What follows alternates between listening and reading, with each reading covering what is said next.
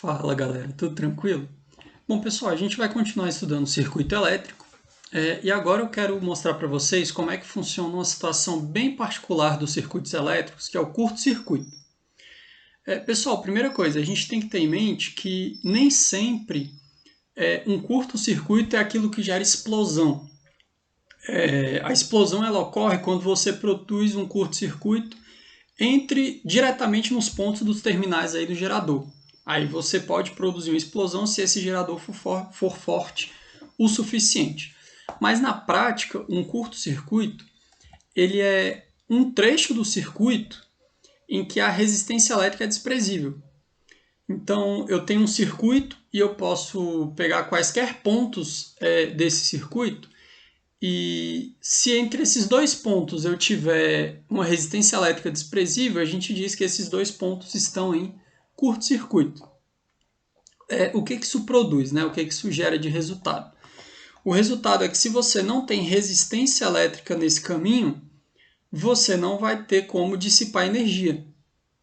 Então, uma região, um fio que passa corrente elétrica e esse fio ele tem uma resistência elétrica desprezível, ele não vai ter potência. Lembrando que a potência pode ser calculada por resistência vezes corrente ao quadrado, tá bom? É claro que na prática, todo fio que a gente usa tem uma resistência, mas aqui a gente faz um modelo idealizado de um fio que, por exemplo, não tivesse resistência e a gente consegue fazer boas análises com esse modelo, beleza? Essa aqui é a ideia. Outra consequência aqui, pessoal, é o seguinte: se você tem dois pontos do circuito que são interligados por um curto, então esses pontos, como eles não têm resistência entre eles, você não vai ter diferença de potencial, eles vão estar em equilíbrio. A carga elétrica vai conseguir se distribuir igualmente ali nessa região. Então esses pontos eles vão possuir o mesmo potencial elétrico. Então, dois pontos do circuito que estejam em curto, eles têm o mesmo potencial. Então, quando a gente for resolver um problema que tem curto-circuito, dois pontos ligados por um curto-circuito, eles vão receber o mesmo nome, porque eles têm o mesmo potencial elétrico. Professor, não estou conseguindo visualizar tudo isso que você está falando. Bom, vamos visualizar aqui nos exemplos. Pessoal, a primeira ideia interessante é essa aqui. Ó. Pensa nesse circuito. Aqui a gente pensa que esses três resistores eles estão no mesmo caminho. Resistor R1, R2 e R3. Então, eles seriam percorridos pela mesma corrente elétrica. Só que aí a gente veio aqui ó, e ligou um outro fio desse ponto até esse ponto. E nesse fio não tem nenhuma resistência. Então, o que a gente produziu foi um curto-circuito entre esse ponto e esse ponto. Eles estão interligados por um fio sem resistência elétrica. Essa é a ideia. Então, eu produzi entre esses dois pontos um curto-circuito. O que acontece? Esses dois pontos eles ficam com o mesmo potencial elétrico. Então, a gente tem que dar o mesmo nome. Então, por exemplo, se eu chamar esse nó aqui de C, esse nó aqui também vai ser C. Por que isso? Porque você tem um caminho sem resistência. Se vocês lembrarem, a corrente elétrica, ela sempre vai... Você sempre tem mais corrente elétrica no caminho que você tem menos resistência. Se esse caminho não tem resistência nenhuma, toda a corrente elétrica vai passar por ele. E aí você não tem diferença de potencial entre esses dois pontos. Percebam, se entre esses dois pontos eu tenho uma resistência nula, eu tenho um caminho com resistência nula, e a voltagem, né, a diferença de potencial é resistência vezes corrente, se a resistência é zero, a DDP é zero. Então você não tem DDP entre esses dois pontos, porque eu tenho um caminho em que a resistência elétrica é igual a zero. Dessa forma, pessoal, o que acontece é que não há DDP no resistor R2. Você produziu um curto-circuito entre esses pontos, e aí no resistor R2 não tem DDP, por isso ele não funciona.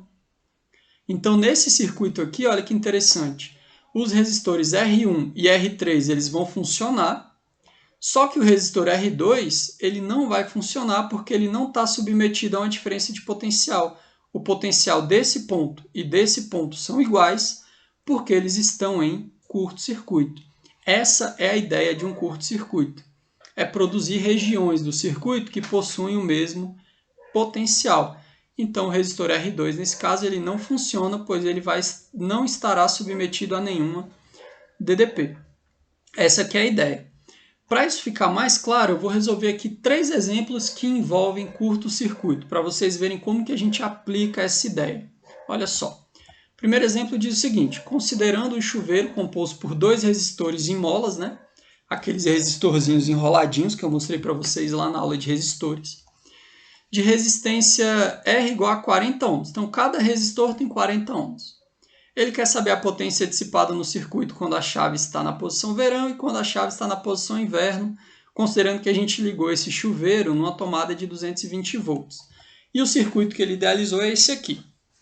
Eu tenho uma tomada de 220 volts e aí eu estou aqui ligando o chuveiro, que é composto por 2 resistores de 40 ohms cada. Bom, e a gente tem uma chavezinha seletora, que pode ser aquele reguladorzinho que a gente usa lá no chuveiro, né? Para fazer esse seletor fechar ou abrir. Perceba comigo, pessoal, se essa chave aqui estiver aberta, você não está fechando esses fios, então eles são fios soltos. Então você não vai ter corrente elétrica passando por eles. Então a corrente elétrica, nesse caso, ela vai seguir o caminho dela normal aqui do circuito. Isso quer dizer que esses 2 resistores, eles estão no mesmo caminho, eles estão associados em série.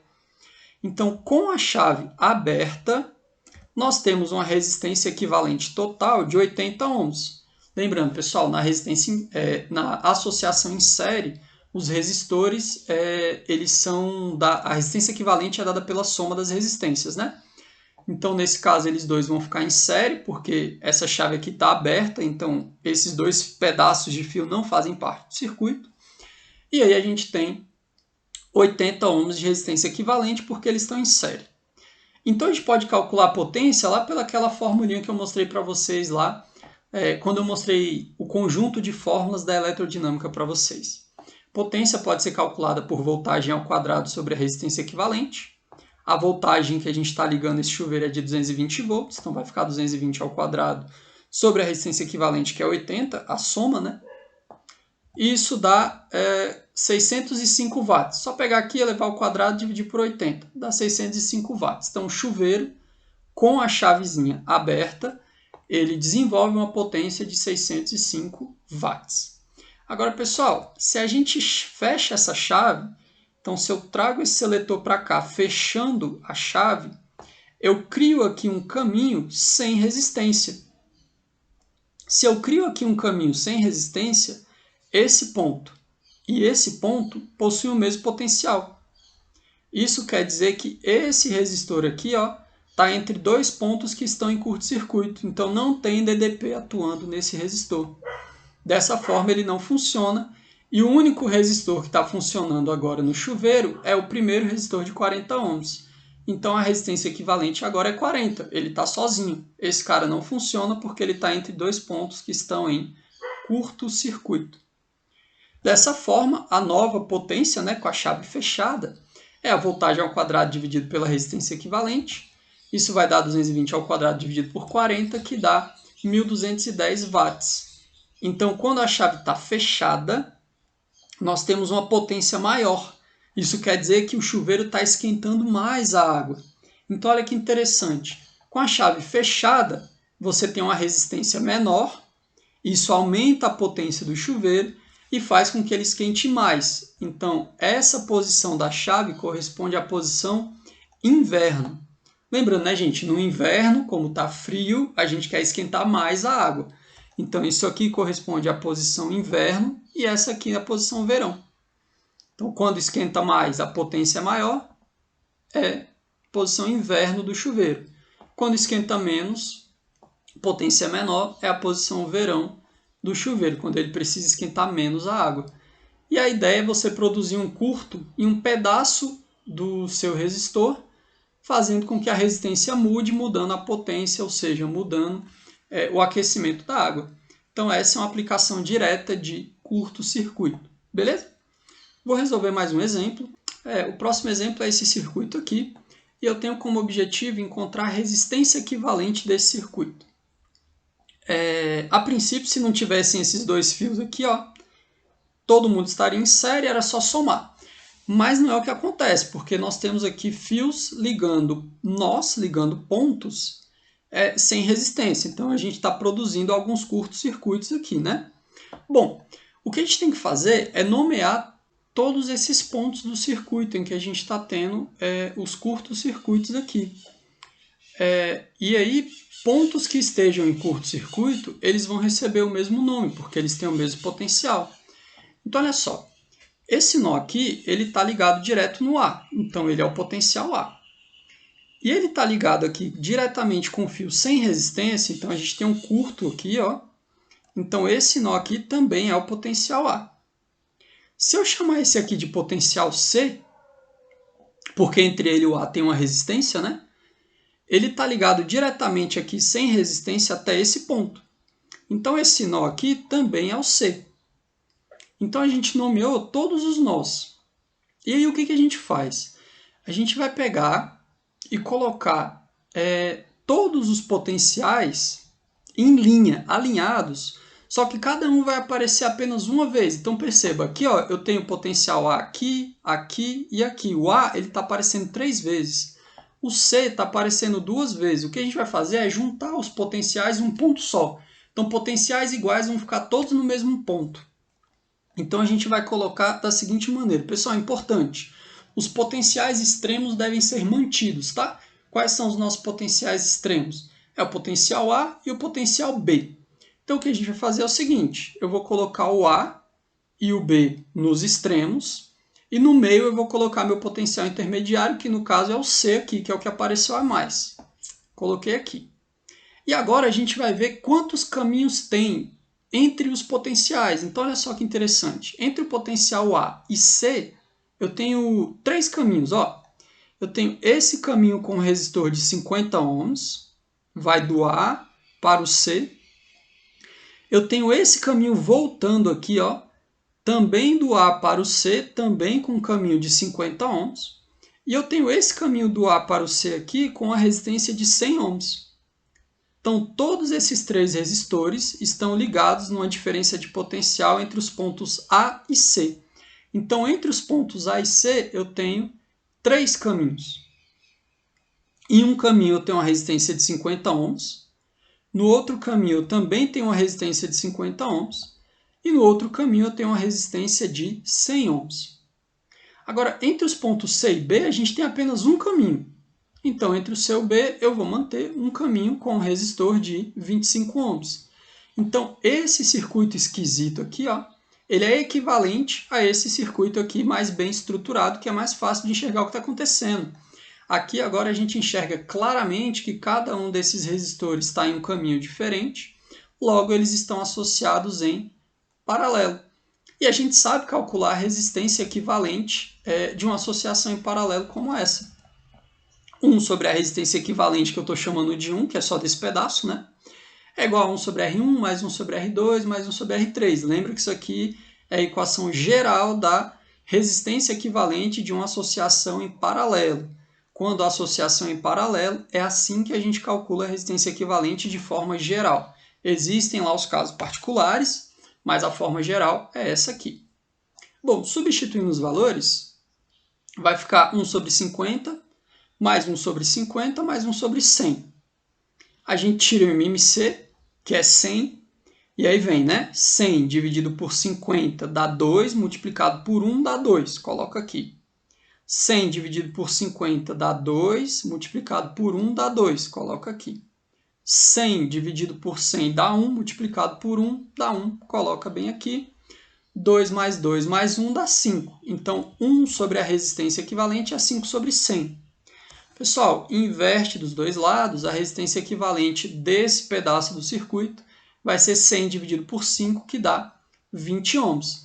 Então, essa associação em paralelo tem uma resistência equivalente igual a 20 ohms. Então, a gente pode substituir todos os 3 caminhos por apenas um caminho com resistência equivalente de 20 ohms. Então, vou redesenhar ponto A e ponto B.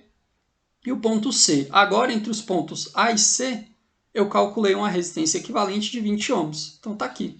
Entre os pontos A e C, agora é equivalente a um caminho de apenas 20 ohms. Entre os pontos C e B eu não mexi, continua sendo um resistor de 25, só que agora é fácil de ver que os dois estão em série. Os dois resistores ficaram no mesmo caminho, porque eu juntei esses três caminhos aqui, né? E a associação em série, a gente sabe que a resistência equivalente é dada pela soma das resistências. Então, 20 mais 25 dá uma resistência equivalente de 45 ohms.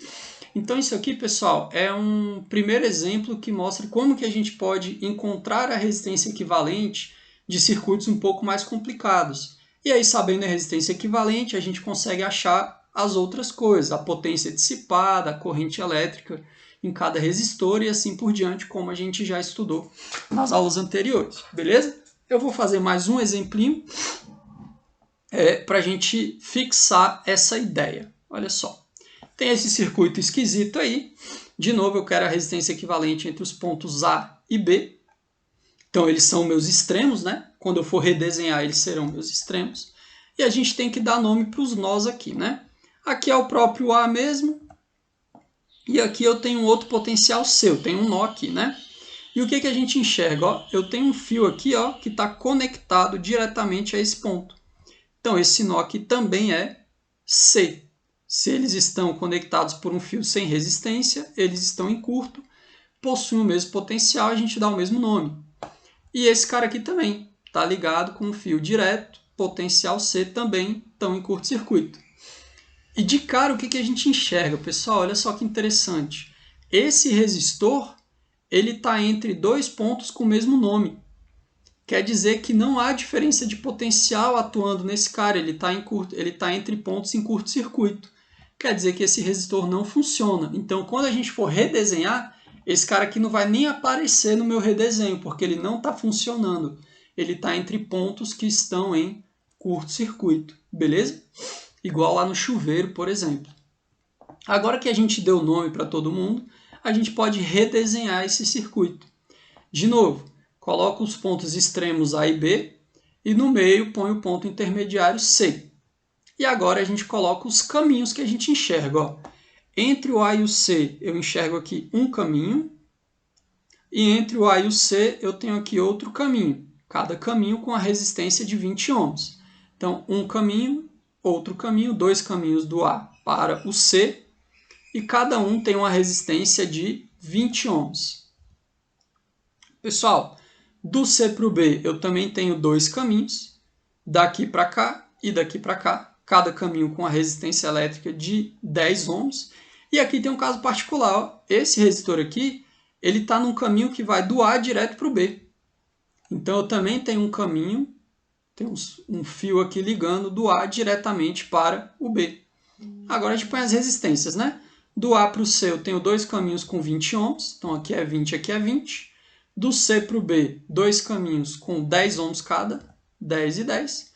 E do A para o B direto eu tenho um resistor com 45 ohms, beleza?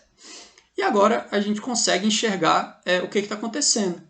Esses dois resistores estão ligados nos pontos A e C, eles estão associados em paralelo, né? Estão submetidos à mesma DDP, a diferença de potencial entre os pontos A e C, então eles estão em paralelo. Como são dois resistores iguais, a gente lembra que é um caso particular, né?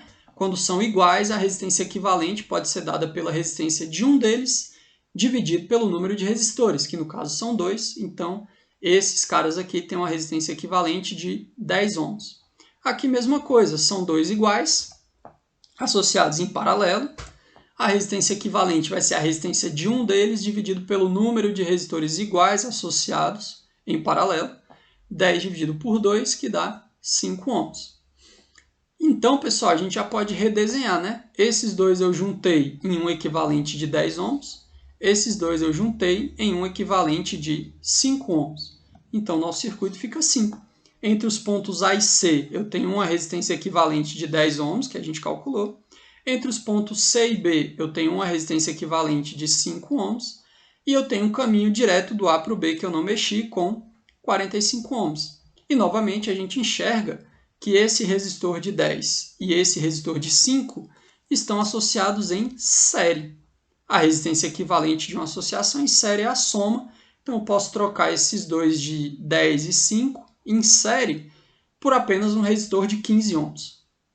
Então, nosso circuito se reduz a esse aqui. 10 com 5 dá esse resistorzinho de 15 ohms. E esses dois resistores estão associados em paralelo. Então, a resistência equivalente desse circuito todo aqui esquisito vai ser dado por essa associação em paralelo. Pessoal, dois resistores em paralelo, a gente pode calcular a resistência equivalente por produto pela soma. De novo, essa equação só é válida se você tem apenas dois resistores em paralelo. Mais do que dois, tem que usar a forma geral, beleza? Bom, substituindo os valores aqui, pessoal, 15 vezes 45 dividido por 15 mais 45. 15 vezes 45 é 675, 15 mais 45 é 60, divide isso e dá 11,25 ohms. Então, esse circuito todinho aqui é equivalente a um resistor apenas de 11,25 ohms. E aí a gente consegue achar corrente elétrica, potência, assim por diante, a gente consegue ir voltando e destrinchando esse circuito e descobrindo qualquer grandeza que a gente queira em relação a qualquer um desses resistores. Então é assim que a gente trabalha com curto-circuito, quando a gente analisa circuitos elétricos que possuem curto-circuito. E por hoje é isso, pessoal. Valeu!